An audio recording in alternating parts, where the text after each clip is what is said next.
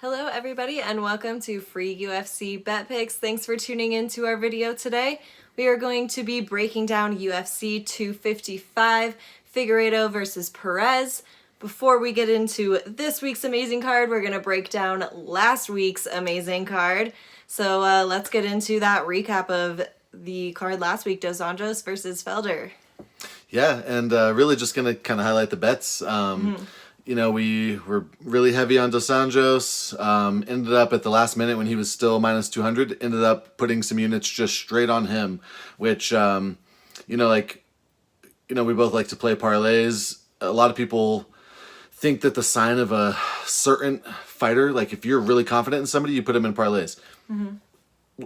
To me, like the most confident picks I have are when I'm picking somebody straight up, and it's usually a full unit as opposed to like a quarter of a unit on a parlay or half a unit on a parlay.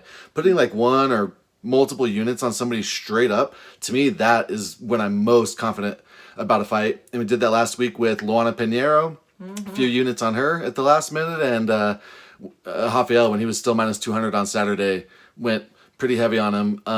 But we had a lot of parlays hit. Mays Murata, Dos Anjos parlay. Mays Gravely, Dos Anjos parlay. Some of those with Murata by decision. But we did lose a couple because we had Mays by KO. So I always say not to get too tricky in the methods with the parlays. But some with Gravely mixed in. Some with Yoder Granger goes the distance mixed in, which we said was a parlayable lock. And then really did well on the Bellator card too. We had a Aaron Pico, Patricio Freire, Yaroslav Amosov parlay. Had a Pico, Freire, Danny Sabatello, Luana Pinheiro RDA parlay. We had we added to the Conor McGregor bank, the Khamzat bank, and giving away a pick here. Added to the Figgy bank, the Deiveson Figueiredo bank. So we had just like some RDA Deiveson parlays. So I love playing those future parlays. You get really good value at those. I was getting Khabib at minus 255, getting Khamzat at minus 136. In those lines move, we were getting Romanov at minus 260 or something. So we love playing those future parlays. Really careful with those. Just certain bets, or like confident bets is what I mean by certain. So Dos Anjos and Conor, Dos Anjos and Khamzat, Dos Anjos, Khamzat, and Conor by KO. Feel really confident about those. Khamzat's now getting to that minus 200 range, so starting to ease off of him. But Conor is still at minus 184. I think you should be pounding that. Yeah. So we got some really good parlay options Saturday, and I'd recommend sprinkling in some of those futures. Yeah. Everyone you put together these parlays and it's still like even money, and you're like, you get tempted to mix in a method or mix in another fight, mix in a Paul Craig or something, right? And mix in a future to make your parlays longer. We did lose some parlays because of Brendan Allen.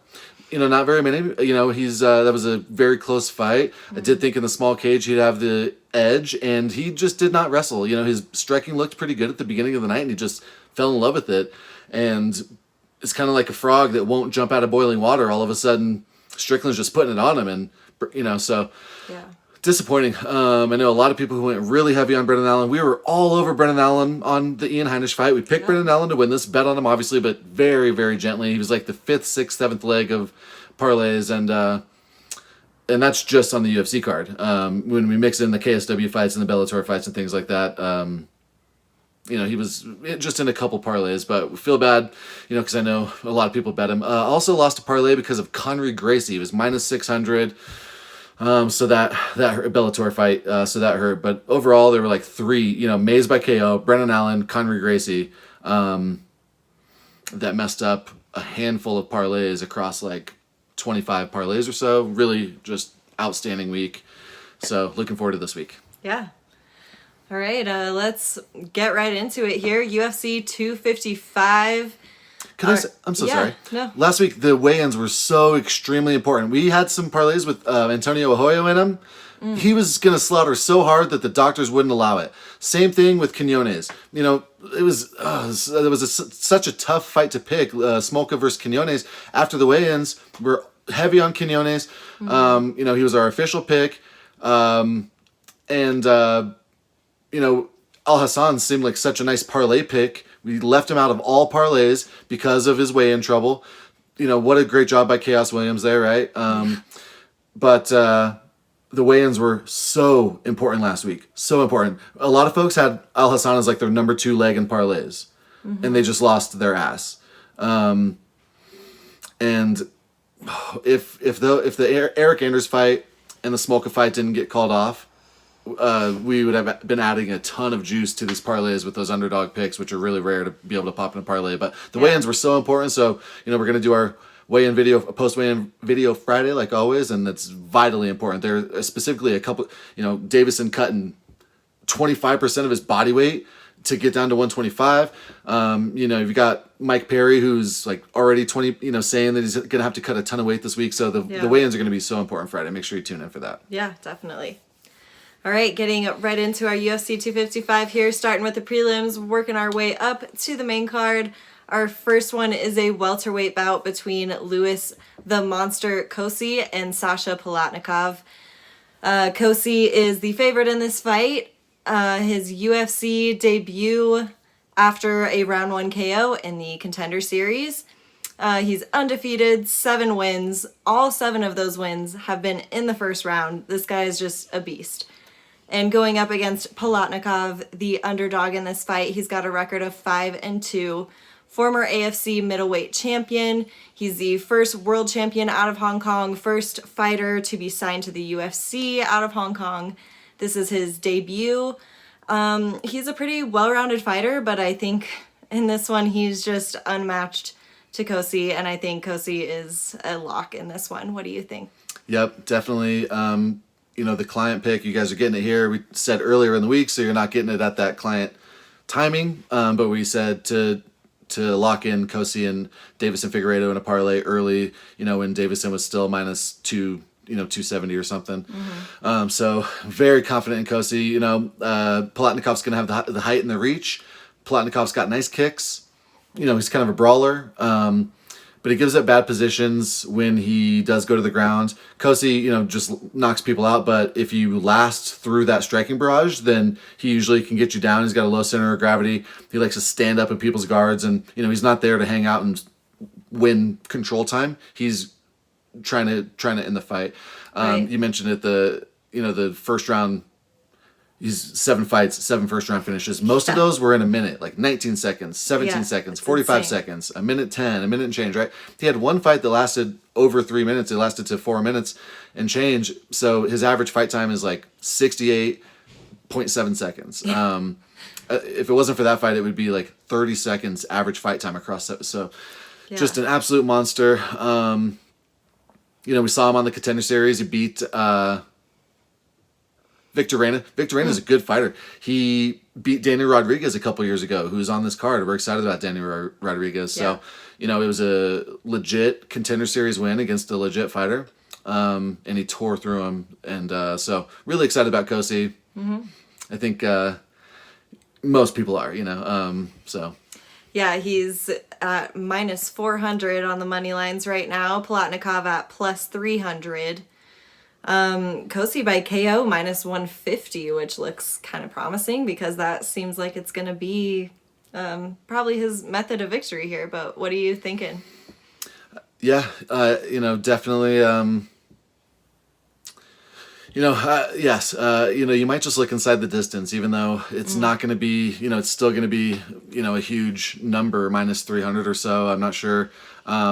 But, you know, we mention all the time, sometimes these guys are grounding and pounding the guy out and the ref's not stopping him. So the guy rolls over, gives up his neck. Like, you just never want to cost yourself because somebody that, you know, who was it? So Kevin Holland slams Charles Oliveira and it's a verbal submission. It's a technical submission because he finishes him with a slam, you know, just crazy stuff happens. So, but yeah, I definitely don't dislike that. I just always remind you to be careful with those because sometimes just crazy things happen and, you know, somebody who's never had a submission, guy gives up his neck. This guy trains jiu-jitsu every day. I guarantee you Louis Cosce trains jiu-jitsu every day, submits people in training every day.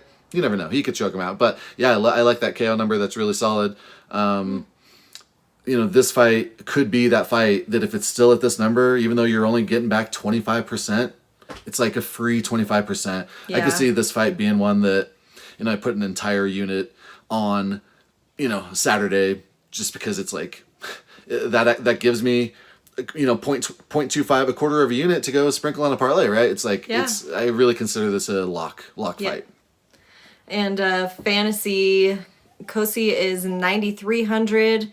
I believe he's the second most expensive in the lineup here. Valentina's definitely going to be the most expensive. Yes. She's the biggest favorite we've had forever, but. Yeah, and I believe he was second, and then Palatnikov is 6,900, also like the second cheapest.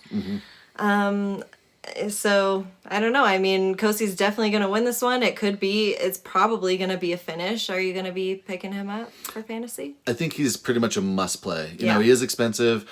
You got attractive seeming fighters like Deiveson Figueiredo is going to be up in that range, but I think Cosce's going to for sure win in round one. Yeah. And I like Deiveson to win, but I think he is just a lock. I think in daily fantasy for sure. With his finishing ability, Palatnikov's just kind of questionable ring IQ. In the small cage, everybody drink. I think this is for sure going to end very quickly, and he's gonna be in the optimal lineup. Yeah. And even if they cost $10,000, if they're in the optimal lineup, it doesn't matter. You have to have them. Yeah.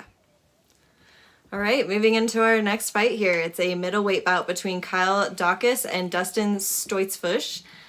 Kyle Daukaus is the favorite in this fight. He's got a big height and reach advantage. He's got a record of 9-1. His UFC debut earlier this year was his first loss. It was against Brendan Allen, but we can't really hold that against him too much. He was a huge underdog in that fight, and Allen's a great fighter.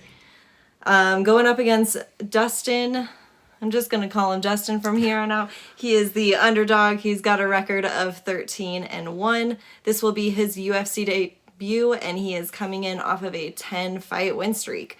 I'm actually kind of surprised at the wide money line on this one. I'm rooting for the underdog here. I'm rooting for Dustin. I think he's a great fighter all around, and honestly think he outmatches Daukaus in a lot of areas. What do you think?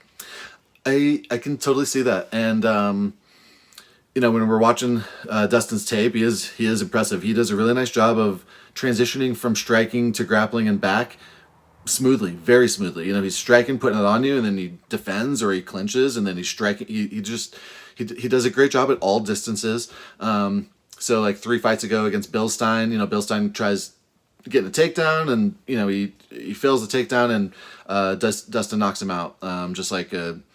Just like a nice little 2-punch combo, and then just one quick ground and pound follow up. It was a really nice finish. After that, he gets this twister submission, which is what really got us jazzed about him, right? Yeah. Those were really not the greatest opponents. He comes in the contender series. Joseph Pyfer is a good opponent. I think Pyfer was going to win that fight. It was like a slam arm injury. Right. That's interestingly Kyle Daukaus's teammate. So Kyle really wants to get back at Dustin for this. His friend lost out on their, he's hurt. Plus he lost out on the contract, and then this guy who, anyway. Kyle is a little salty about it. Kyle was on a nice winning streak. He kept just putting it on people and winning by Darce choke. He had 3 Darce chokes, over a course of 4 fights. Last fight he lost against Brendan Allen, which, as we know, he was the underdog, and that wasn't too surprising, right? There's no shame there. Still won all 3 rounds, so. Yeah, exactly. Brendan Allen can finish people, as we know, so. Yeah. I get it. But, on Stoltzfus, right? And his chance, and he is good. But I think that Daukaus is gonna win. I got Daukaus. He's a big underdog. He's a big favorite, so I'm not going out on a limb, obviously. Right. But he's definitely got the height and reach. I think he's got the better striking. In an interview, Kyle said that he's expecting to be sprawling and brawling. He's expecting to be putting hands on Dustin to be shooting on him, and I really don't think Dustin's going to get the takedown. Dustin has fine wrestling, but I remember him being taken down a lot, because I liked it. When he gets taken down, he goes for a guillotine, or he'll start fishing for a knee, and I liked that. I liked that he didn't just land on his back. But when I watched Dustin's tape, it doesn't scream great wrestler to me. I don't think he is going to be able to reach Kyle in the striking, but I get it. And like, we were listening to other people break down fights, and, Dustin, people have respect for him. He's not a joke at all. Yeah. But yeah, I got Kyle. I think he will be like the fourth or fifth leg of parlays. Maybe sixth-ish once we start sprinkling in like a women's fight to go to the decision, like Calvillo, Chookagian. I think that's going to go to the cards. That's a really steamed line. It's like minus 400 or so that it's going to go to decision. But like, I think that's parlayable. But anyway, yeah, I got Daukaus, and yeah. Well, most of the bettors and the money lines agree with you. Right. Daukaus at minus 300, Stoltzfus at plus 235. I actually didn't even write down any props on this one. I don't know if you did. I feel like this one is so...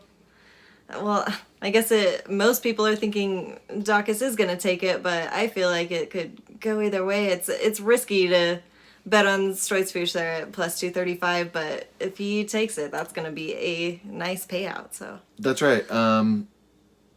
These guys have had a lot of finishes in their recent fights. So, like the over-under starts to get a little lessened, right? Like people think there's going to be a finish here. I could definitely see this going to the judges. And if it goes to the judges, anything can happen, right? Right. We had somebody give Paul Felder 48-47 last week. Even he was like, what? Yeah. So you never know. If Chris Lee, if the judge Chris Lee is there, then who effing knows? If a fight's going to go to decision, bet on the underdog if Chris Lee's there. I'm not sure if... I actually don't know if it's a man or a woman. But I don't know if Chris Lee's going to be there next week. If he is, then my God, bet on the underdogs, because he does not deserve his job. And but I kind of like Daukaus by KO. I've got it written down at plus 600-ish. On best fight odds at... when you look at Daukaus' recent wins, he keeps, winning by Darce choke, like I said, but his game plan, according to his interview, is to strike here. So, and I could see it. He's got the height and reach. His brother Chris just had a sick knockout. So, I kind of, like, I don't really mess with those very often, because I'd rather just take the sure thing and put him in a parlay. But if you're looking for a method, I think Kyle by KO at plus 600 is... more likely. I think if they fight 6 times, he's going to knock him out twice. So yeah.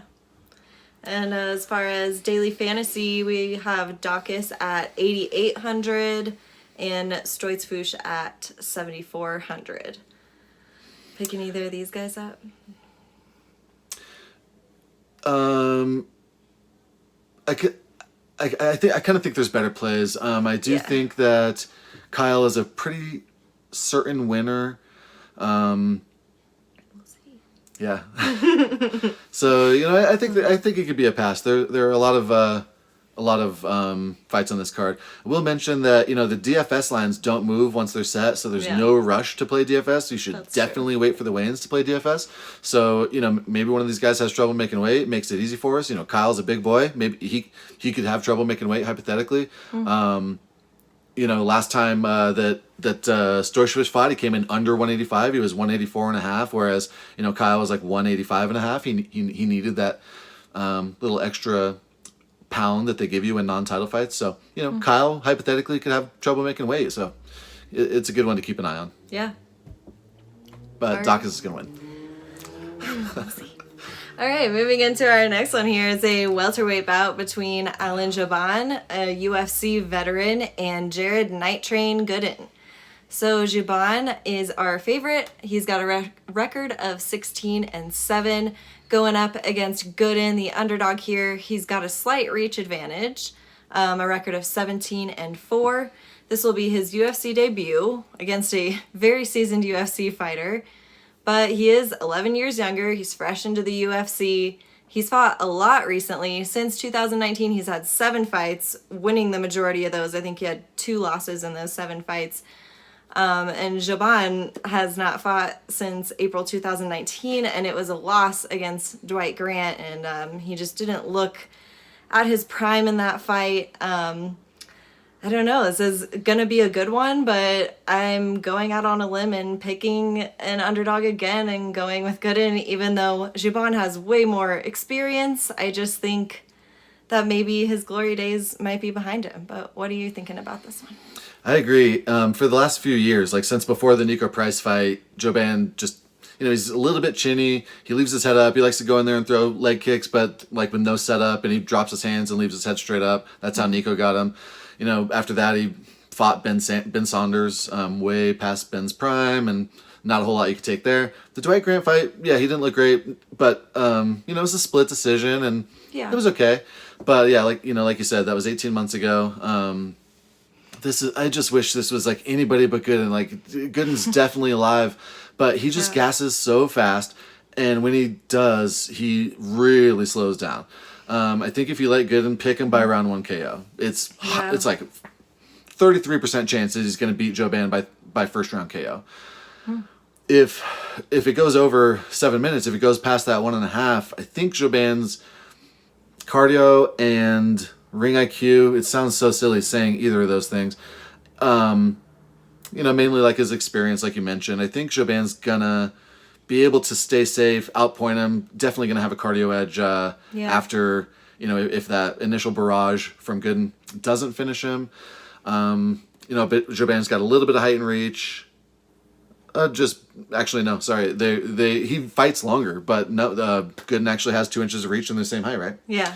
So, it's interesting because when I imagine them fighting, and I think it'll be interesting to see them stare each other down. But, in there, Jouban just fights longer. So that's very true. It is a super tough one. You can tell the line is close. Yeah.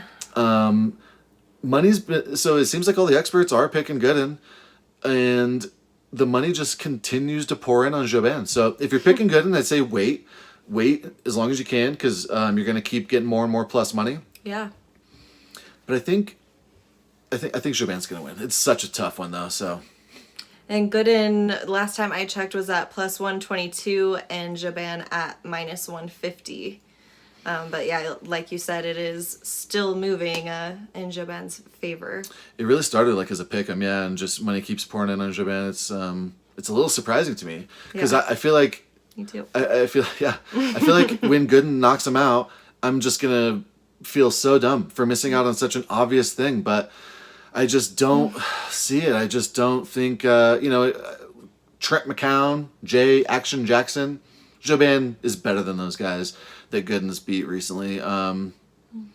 It's a tough one. This is going to be a fun one. Tough. This is one where the weigh-ins might make it easier on us, but I think Jouban is going to get it. And Daily Fantasy, we've got Jouban at 8,300 and Gooden at 7,900. Feel like at those prices, especially with how close this fight is, probably not worth the pickup there.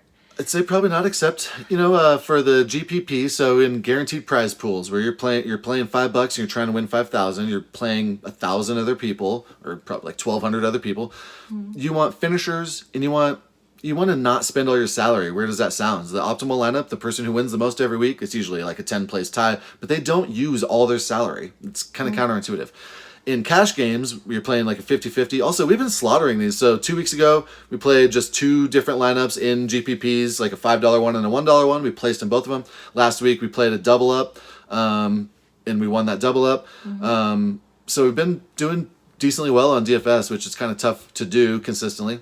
But on DFS, like last week where we played a double up, you want just certain winners. And it doesn't matter really how stylistic or fashionable or exciting dominant the win is. You just want winners, right? Right. So anyway, Dwight Gooden or Jared Gooden, I think, is a very good GPP play. He'll actually probably have decently high ownership, because there's a lot of people that are really excited about him. And like we said, if he wins, it's probably going to be early and dominant, and that's going to be a high scorer. Yeah. So I think Gooden and, some lineups, like a third of your lineups, if you're playing multiple lineups, would be wise. Jouban, I think, is a pass. Yeah. All right, moving into our next fight here is a welterweight bout between Daniel Rodriguez and Nicolas Dalby. Rodriguez is the favorite here, a record of 13-1 and a 5-fight win streak. He submitted Tim Means as a huge underdog in that fight. That was his UFC debut, and he's won 2 more fights in the UFC since then. Going up against Nicolas Dalby, the underdog, a record of 18-4, 1 draw, 1 no contest. And he lost his most recent fight to Jesse Robson, even though he was a huge favorite in that fight. And Jesse Robson is not necessarily the hardest fighter to go up against. So I'm thinking Rodriguez is a pretty safe lock here. What do you think?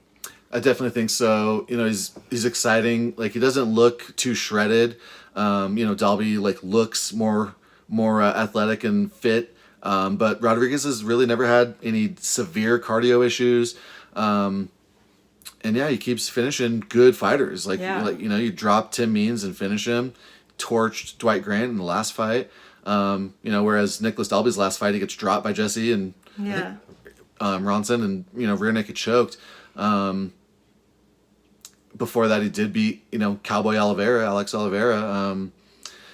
So, you know, but yeah, I think, you know, Rodriguez has got fast hands. When he gets people hurt, he stays patient. He doesn't over pursue or get sloppy or gas. Dalby does have, you know, nice grappling.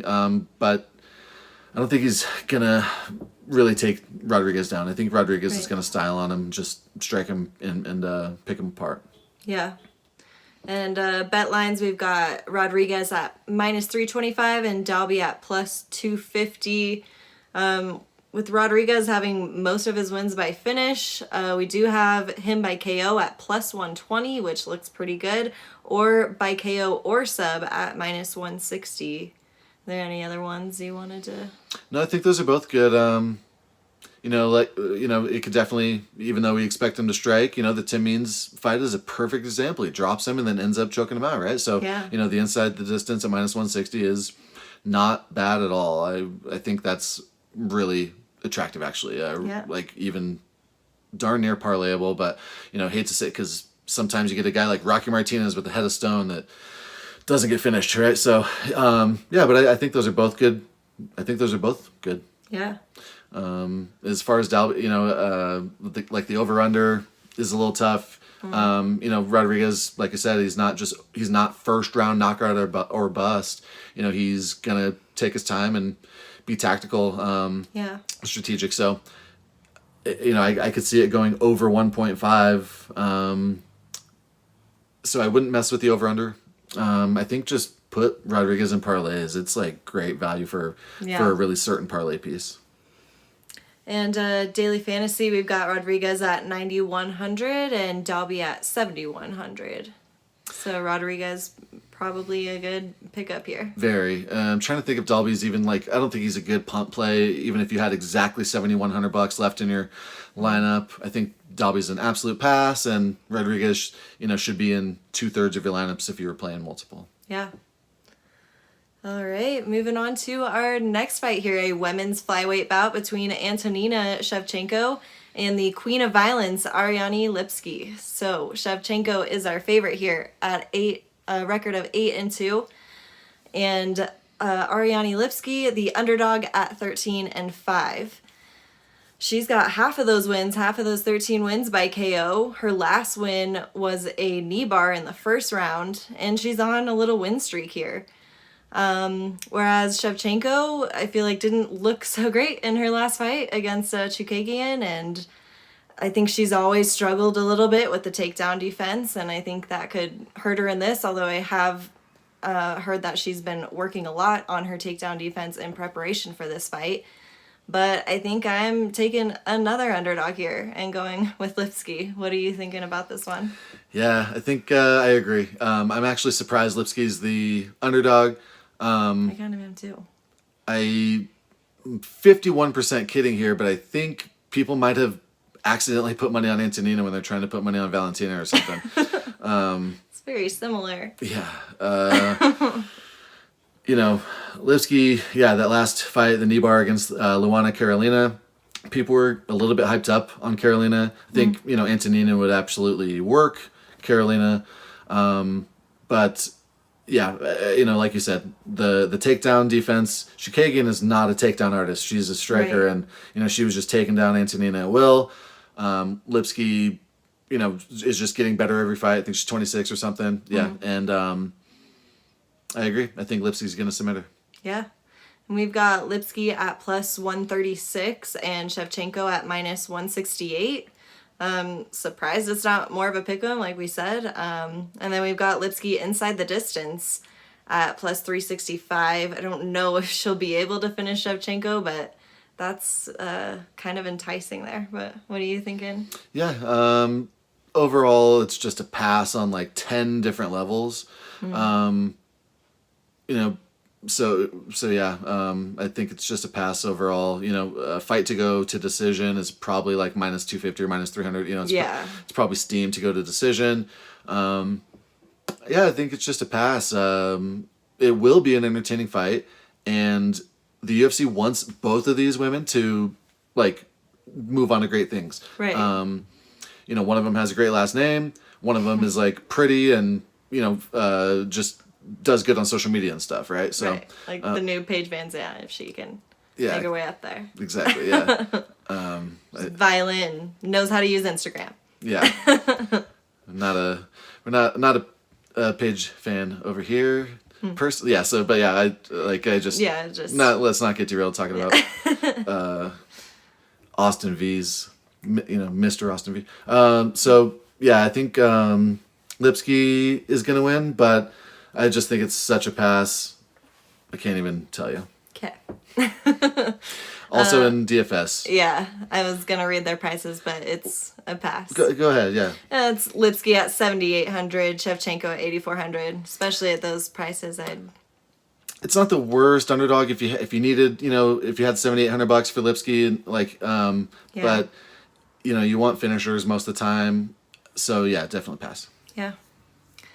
All right, our next one is a middleweight bout between Joaquin Buckley and Jordan Wright. I'm sure we all remember Joaquin Buckley very fondly. He won his last fight with that crazy jump spinning back kick. Became instant viral sensation.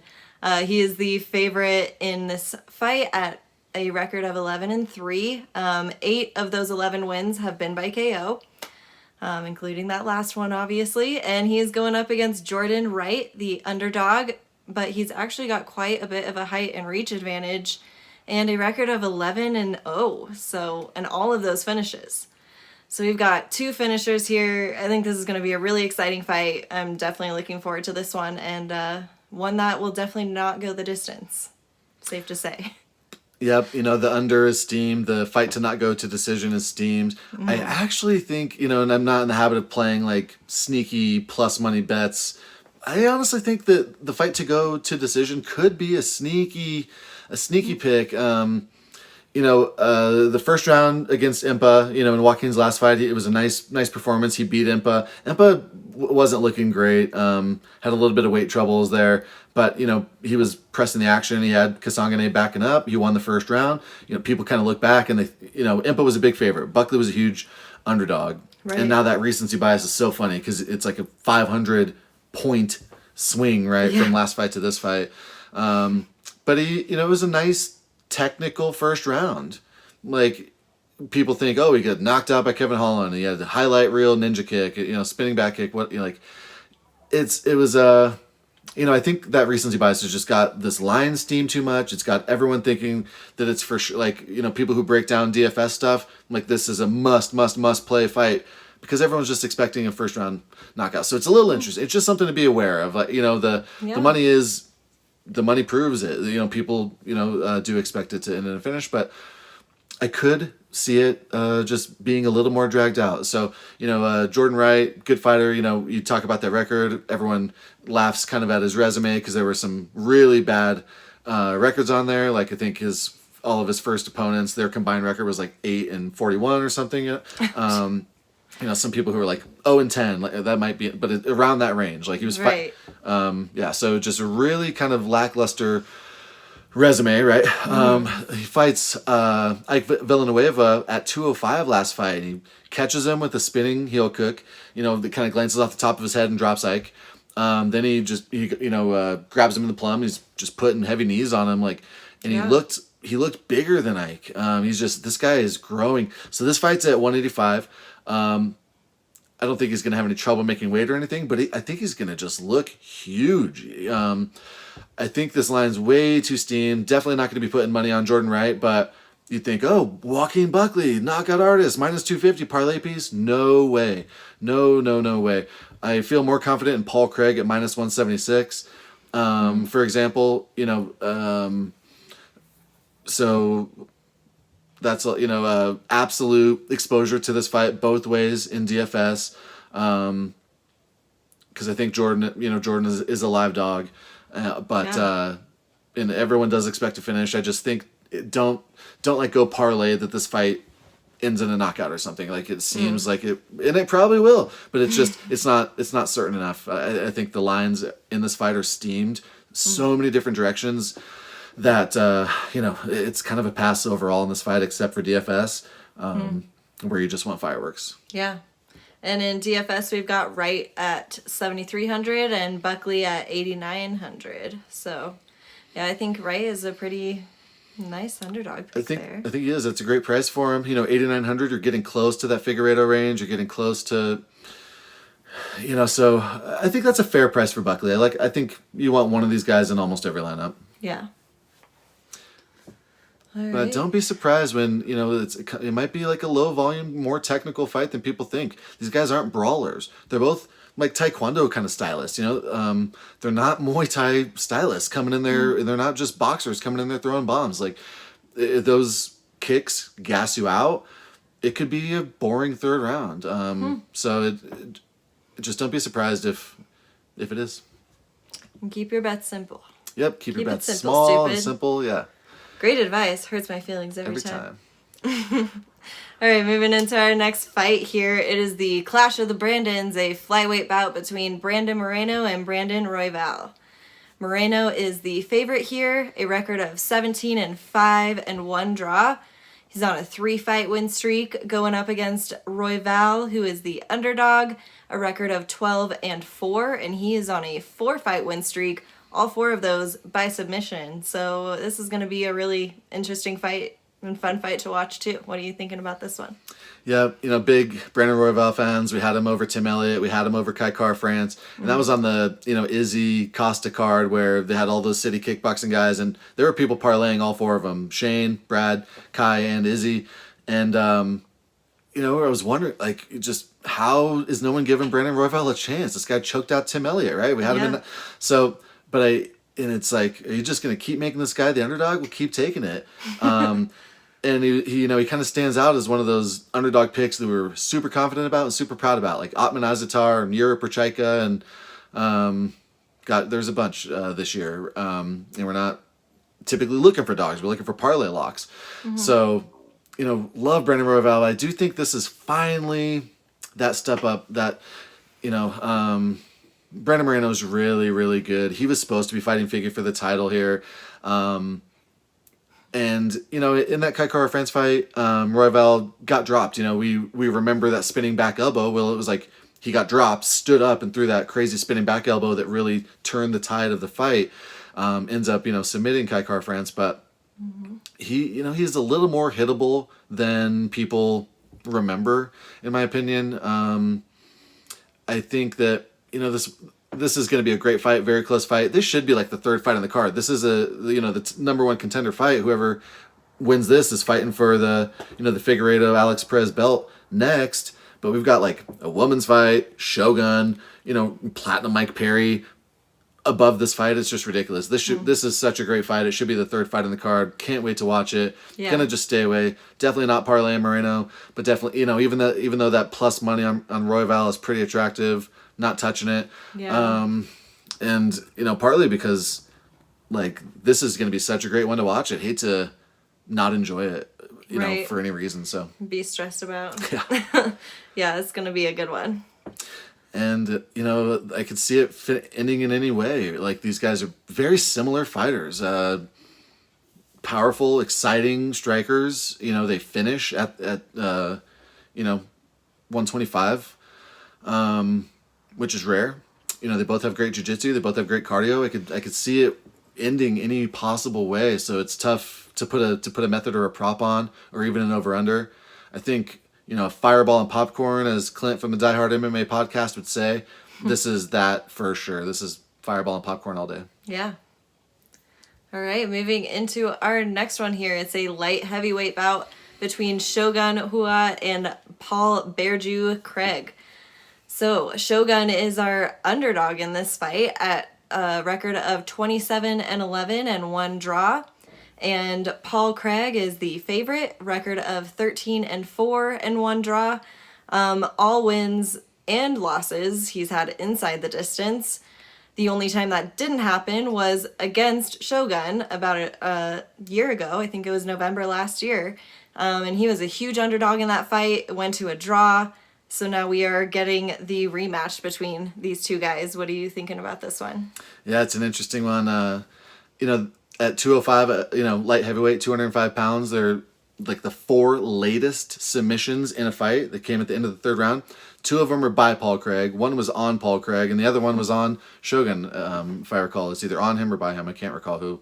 But, so it's just kind of a crazy... That just shows how exciting these guys are, that even at the end of a 3rd round, they're always live to finish or get finished. Yeah. The last fight for Paul Craig, Gadzhimurad and Tigilov, really good fight, and it looks really dominant 1st round triangle, but it was a pretty close fight. Paul Craig does have amazingly sneaky jiu-jitsu, great grappler. I think he needs to wrestle in this fight. I think he was doing a nice job in the first Shogun fight. He had Shogun up against the cage and just putting it on him. Shogun gets so lucky in decisions, I swear. Shogun's last fight against Lil Nog, Shogun did not look good at all, and a lot of people think Lil Nog should have won that fight. So, it's hate to pick a fight based on just fading a guy, right? And saying, well, people, Shogun this is probably that time. Like, he's gonna fall off a cliff sometime. It's probably here. That is not the way that you should pick fights. But I think we've seen the fall off the cliff. I think we saw it in the Lil Nog fight. There was plenty in his last couple fights, of seeing Shogun really slow down. So, I think Paul Craig is definitely going to win. Paul Craig's hungrier. Paul Craig wants this name on his resume. This is just another Rock'em Sock'em event for Shogun, He knows he's never going to fight for the title again. I don't know why he's still fighting. His family doesn't want him to. I think Paul Craig has all the kind of advantages in his favor in terms of intangibles. And then when you watch the tape, the tangibles are there as well. Yeah, and it's a pretty close money line. We've got Craig at -178 and Hua at +144. God bless the casuals who love Shogun Hua, big, he's one of the reasons why I loved MMA back in the day. We have like 20 VHS tapes of UFC and then like 100-something DVDs. We've also got like 40, maybe 30-something Pride events on DVD.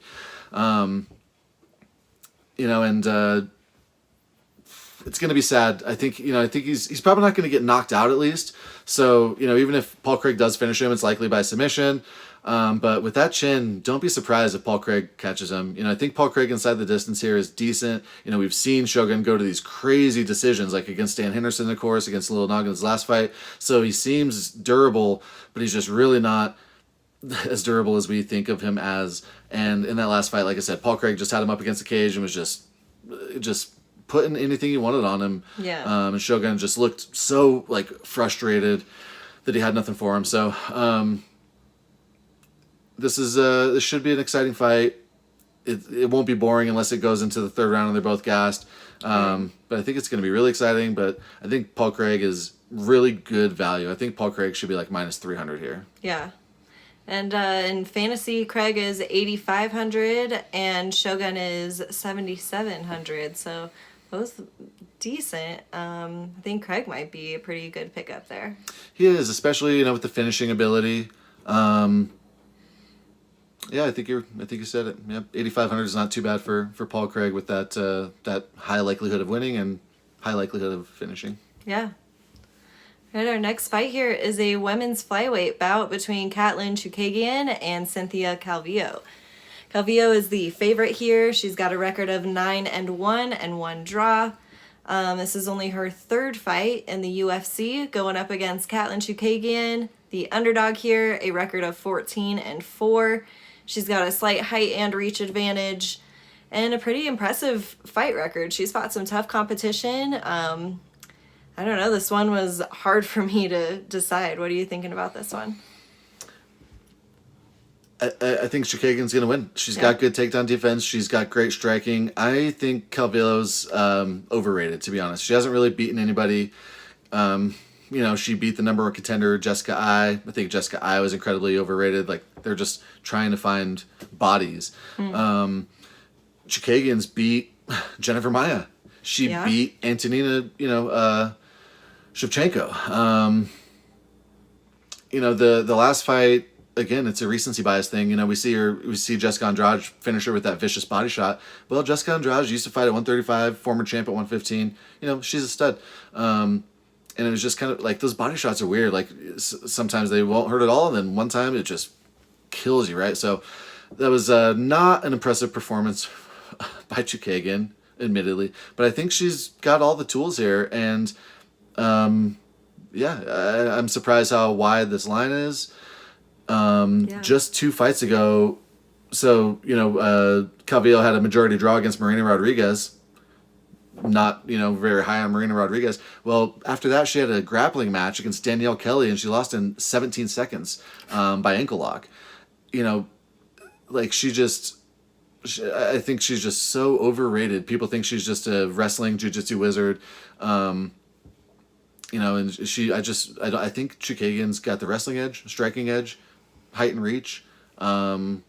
So I'm trying to talk myself off. I just don't know what people see, honestly. Yeah. So I think that recency bias, I think this is like a big pass on Chookagian. It's a fade on Chookagian, and I don't think that's fair. Yeah, she's at plus 205 and Calvillo at minus 260. So yeah, if you agree that Chookagian is going to take this one, I think that plus 205, that could really pay off. Yeah. And by decision, she's plus 280. Yeah, and this fight is, I think, very certainly going to go to decision. Yeah. The over-under is 2.5, and the over is minus 350. To go to decisions, like minus 325. That's actually not a bad parlay piece, I think. Maybe even just the over 2.5 at minus 350, so that if something crazy does happen at the end of the fight, like last week, God, who was it? Yoder almost choked out Granger. That was insane. Too close for comfort. So I always just laugh at that extra 2.5 minutes. I'm like, if they haven't done it by then, are they really going to? But gosh, maybe. So the over 2.5 at minus 350. That's seems pretty darn certain to me. Yeah. And daily fantasy, we've got Chookagian at 7,500 and Calvillo at 8,700. Pass. Pasadena. All right. Let's move on to our next one here. It's a welterweight bout between Mike Perry and Tim Means. Mike Perry is the favorite here with a record of 14-6, 11 of those wins by KO. Going up against Tim Means, the underdog, a record of 30-12 and 1 draw. 19 of those 30 wins by KO. He's got a bit of a height and reach advantage over Perry. 2 heavy strikers here. I'm not thinking this one will go the distance either. What are you thinking? Yeah, I think we're going to see a finish here. Tim Means isn't a household name. Everyone knows Platinum Mike Perry, but Tim Means is money. He's got nice combos, throws nice elbows and knees. He fights long and he uses his reach. And when people close the distance, he throws those knees and elbows, like I mentioned. So it just makes it hard to get. It makes it hard to get in your groove striking against him. Mike Perry's grappling looked really good last fight against Mickey Gall, but it's hard to gauge that really. There's a lot of just variables here with Mike Perry. A couple weeks ago, I had sprinkled Mike Perry into a couple just tiny parlays that are still alive, and I'm worried now. I think Tim Means is going to get him. Mike Perry is supposed to be fighting Robbie Lawler. That's a huge fight for Mike Perry. Huge fight. And a fight he has a chance at winning, if he comes in ready. But Yeah. is he going to come in ready? Does he have a fight camp? Does he have a coach? Who's going to be in his corner? Last fight he did great. His girlfriend was in his corner, and I could see that, maybe like limiting some distractions and saying, I don't need to pay 3 guys to come, tell me things I already know, right? Like, I get it, but I don't think that's a sustainable plan. Yeah. Tim Means is a super professional. The last win against Laureano Staropoli is a really good win. He's a good fighter. So I think Tim Means just kind of has every edge here, honestly. He's got the IQ, he's got the sanity, if not to make fun, but Perry needs to get his head on straight. And I don't say that lightly, because it's not funny when people have bad decision making or things going on, so but he needs to get his head on straight, so I think Tim Means has got the striking edge. He's probably going to have the cardio edge. When Mike Perry comes in on fire, though, he is on fire, so it's just such a weird fight. You don't know what you're going to get out of Mike Perry. Like I said at the beginning of the video, Mike Perry has a ton of weight that he said he has to cut this week. So the weigh-ins might make this one easier. If Mike Perry has any trouble making weight at all, you should go all in on Tim Means, I swear to you. So it's something this is one of the weigh-ins and the stare-downs that I most need to see Friday morning. So we'll let you know how it goes. Yeah. It's a pretty close money line here, too. Means at plus 126 and Perry minus 154, so. I think that's fair, and I think Perry should be the slight favorite, but only if it's the best Mike Perry. Right. Tim Means is consistent. You know what you're going to get out of him. So that's the key, right? Like Mike Perry's ceiling, is it higher than Tim Means? Yeah.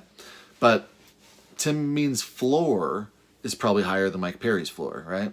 Yeah. So it's tough. I think this is, fights like this is how Vegas builds billion-dollar casinos, because a lot of people are going to be right, a lot of people are going to be wrong, and Vegas doesn't care. They're taking the slice out the middle. So right. I think it's pass until the weigh-ins make it easy for us, or it's a pass. Yeah. This could be a great fight for DFS though, right? Because there could be a finish, like you said. I think there's likely a finish here. And they're both about the same. Means at 8,000 and Perry at 8,200. So.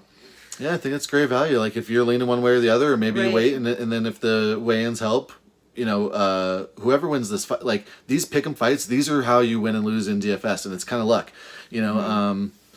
Like the Brendan Allen Sean Strickland fight was a really big make or break fight in DFS last week. So yeah, at that price point, whichever one of these guys wins, they're probably going to win in a decently high volume decision, or they're going to win by finish. Whoever wins this fight's going to be in the optimal lineup. So I think you want high exposure to this fight both ways, but the weigh-ins hopefully will make it easy for us. Yeah. All right, let's move on to our co-main event here. It is a women's flyweight title bout between Valentina Shevchenko and Jennifer Maia. Shevchenko, the crazy favorite here, biggest favorite of the card. She is the women's strawweight champion. She's got a record of 19-3, coming off of a 5-fight win streak up against Jennifer Maia, the underdog. She's got a record of 17-6 and 1 draw. I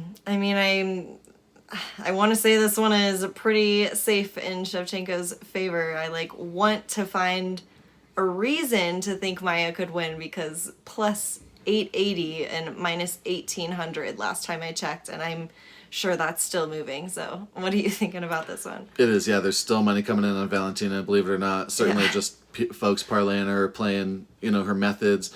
Valentina, she's only lost to Amanda Nunes, and both of those fights were close. Where does she? Who's her? She had other... one other loss. It was back in 2010. It was a long time ago. Yeah, was it Liz Carmouche or somebody, I think? But I can't remember. Son of a gun. Exactly, yeah. That's so embarrassing. I'm pretty sure it's Liz Carmouche. Liz Carmouche was good back in the day. She was the first woman to ever step in the octagon in the UFC, because she was fighting Ronda Rousey, and Ronda Rousey is the favorite and stepped in second. So there's a trivia question for this week. Liz Carmouche, and hopefully she's the one who beat Valentina, so I feel better. I'm sure once I see it, I'm just going to kick myself. But yeah, Valentina's such a monster. She's great everywhere. You think Valentina by KO would be good. I think Valentina, she's getting to that point where to keep herself challenged, she's going to want to do what GSP did and like beat people what they're good at, or what John Jones says that he was doing when he was just really just having boring fights. Like John Jones, nobody wants to see you have a boring sparring session for 25 minutes. Like we want to see you slam people and ground and pound them, right? But John Jones tried saying, "Oh, I'm just doing what they're good at." No, you're not. You're just being incredibly safe and boring. But GSP, I think is a decent example of that, right? So I think Valentina's getting to that point where she doesn't want to stick and move and play the outside game with Jennifer Maia. She wants to, I think, if I was her, I'd want to wrestle her and submit her, because that's the only way that anyone's going to be impressed with this victory, And at first you think Jennifer Maia, she's thick, strong, great grappler. She made easy work of JoJo Calderwood, but I think, when you look deeper into her resume, when you look deeper into JoJo's recent resume, like JoJo was about to get this title fight after a split decision win over Andrea Lee, and before that she lost to somebody not that good, so JoJo Calderwood wasn't on some murder winning streak. She lost, had a split decision win over a fighter who's not that great, and Jennifer Maia goes in and beats her, and it looks like Jennifer Maia is this world beater. So I think Valentina's definitely safe. I always say, I don't care if someone's, minus 12,000 or whatever, because I'll take that free 8%. It's 8% on a Saturday night, free. This is a freaking pay-per-view, so. But yeah, I think Valentina's going to win. Yeah, that's why. So inside the distance, let's talk about that. You can get her at minus 195. By sub or KO. And what that means to me is that people just think she's not going to sub Jennifer Maia. And I think there's a decent chance that she does. So, a more steamed line, if you choose Valentina by KO or by decision, that's what the bookies are expecting. That's minus 550.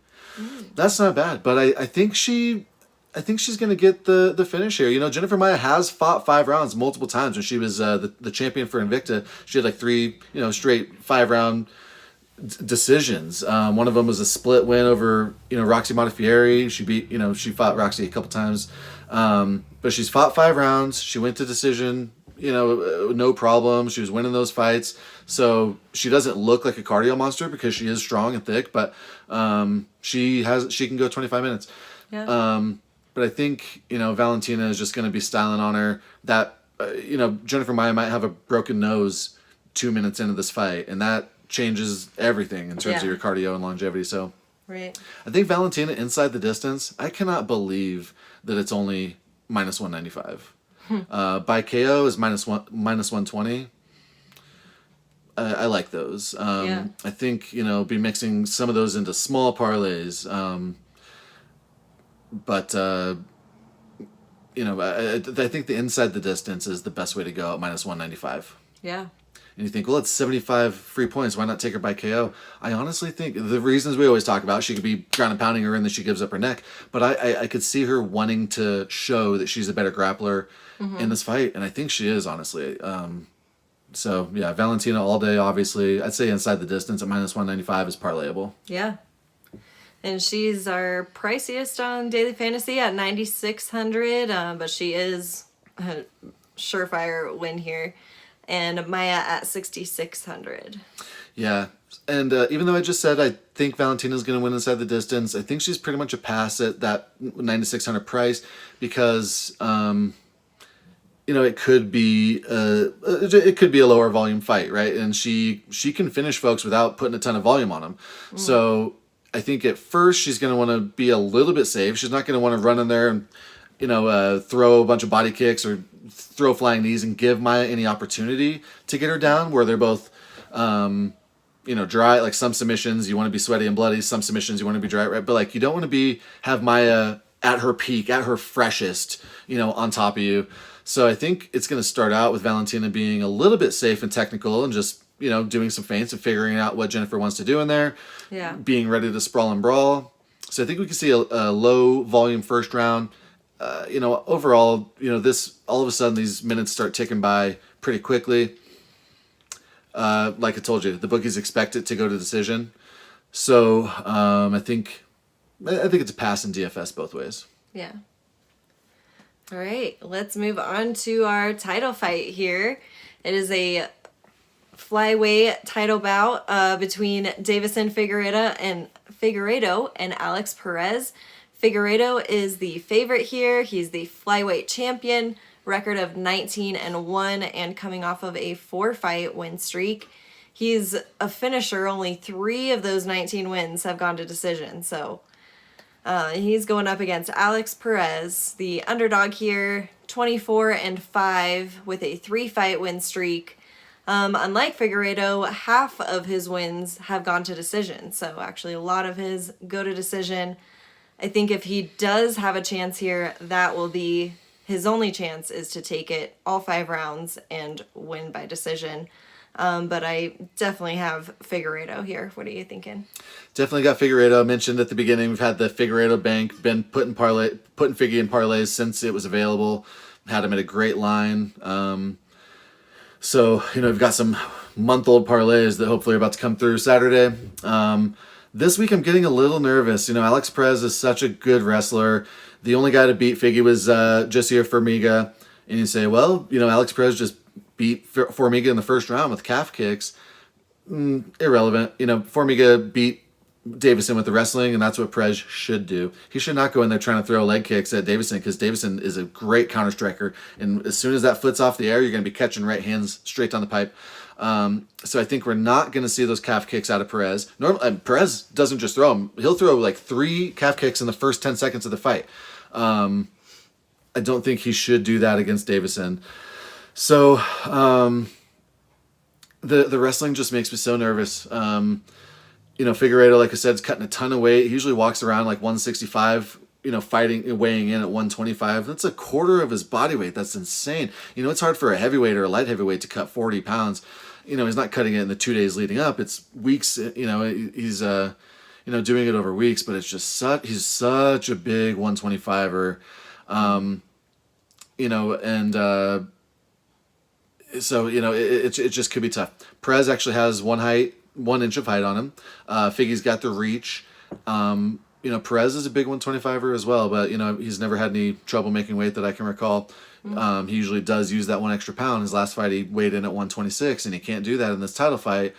But I don't anticipate an issue there. Perez is going to be ready. This is the biggest opportunity of his life. He was already going to be fighting on this card, on the undercard, got moved up, to fight Deiveson. Deiveson's last 2 fights against Joe Benavidez, they were a little weird. I won't call him fluky, but, he had the headbutt in the 1-2 ago. Last one, Joe, thinks he got eye poked. And they're just not great performances by Benavidez. Benavidez is just circling around the cage with his hands apart and catches that right hand straight down the pipe. It was, I don't know what Benavidez was doing in that last fight. And I love Joe. Again, another example there that the fight can end any way. Deiveson drops him with that right hand. How's the fight end? Rear naked choke. So don't get too tricky with your methods. Say it all the time, right? So I think Deiveson's definitely going to win. I think this line's going to keep moving. We were telling the clients earlier this week to get Cosce and Figueiredo because the lines were going to move. They have continued to. The only thing I'm worried about is the wrestling. Figueiredo does do a great job with his guillotine chokes. We remember him getting Tim Elliott like that. Perez is going to know that. I think Perez is going to keep his head high, not stick it in the armpit. And, after his loss to Josier Formiga, he had a great job. He did a great job against Pantoja defending the takedowns. Alexander Pantoja was coming in there trying to get the takedowns, and so it looked like even just between those 2 fights, Figueiredo, knew that was a weakness. Obviously, that was his first loss. He was 15-0 or something, and loses to Josier. So I hope that he's continued to work on the wrestling. We saw there was footage of him like on the beach just tossing around a 185er. We know how strong he is. So, but Alex Perez is really, really legit. Alex Perez lost to Joe Benavidez, so the same way that you can do the Josier Formiga MMA math, you can do the Joe Benavidez MMA math and say, well, Figueiredo beat Benavidez twice, and Benavidez finished Perez in the first round, but it was a little bit of a weird situation. Like, it's kind of a collision where, Perez just went down and then Benavidez is ground and pounding him, and it was kind of a weird stoppage, just like a weird ending to that fight overall. I think Perez would probably beat Joe Benavidez if they fought more. After that, though, Mark De La Rosa, Jordan Espinoza, not a great resume, and the money's going to continue pouring in on Figueiredo, I think. But Perez is super live. If Figueiredo has a pain-free weight cut, problem-free weight cut, I'm just going to be so thrilled. Yeah. Because he should win, and I think we all want him to win. He's such an exciting champion. This division was about to just be scrapped. Honestly, if Joe Benavidez became the champ, we might Dana White wasn't sure about this division's future, and now we have one of the most exciting fighters in the UFC as the champion. So, hope Figgy stays dominant for a long time and keeps this division around, keeps it exciting, and I hope he gets the win. I think he's gonna win. Yeah. And fantasy, he's 9,000 and Perez 7,200. So he is a little pricey, but I think a surefire win and probably gonna finish it. So what are you thinking? You picking him up? Exactly right. Absolutely. I think both not. So sometimes you can stack a fight, right, where you play both. You specifically do it in 5-round fights where you play them both. That's best in a Max Holloway fight where it's going to go 25 minutes and there's going to be significant strikes landed on both sides. I wouldn't stack this fight, but I'd have high exposure to it. I think one of these guys should be in almost every lineup, or call it every lineup. If Perez wins, it's going to be with tons of wrestling, control time and strikes on the ground, and obviously Figgy can win by finish at any time. Yeah. So I think both of them are great plays. Yeah. All right, I think that is a wrap on our card for UFC 255. Lots of exciting fights on this card. I've heard some people complain that it's not worthy of a pay-per-view fight, but I think there's some exciting ones. So I think it's got two of the top 10 fighters in the UFC on it. Yeah, it's got 2 title fights, and yeah, I'm looking forward to it. Me too. All right, so we will be posting a video on Friday after we watch the weigh-ins and face-offs. We do have, just like Aaron was saying earlier, last week, they were super important. We've got a few fights this week that the weigh-ins are also super important, so be sure to tune in to that on Friday. Yes, you want to make sure you get your bell rung when that video comes out. So turn on those notifications. Do it right now. It doesn't cost you anything except a second. Like and subscribe, and please comment. Let us know. Are we picking too many dogs here? We don't like picking these dogs, but there's just so many live dogs on this card. So please let us know what you think. Please let us know how you did last week, and appreciate you all big time. Yeah. All right. We will see you guys on Friday after those weigh-ins. Thanks for tuning in, and see you soon. Smash the like.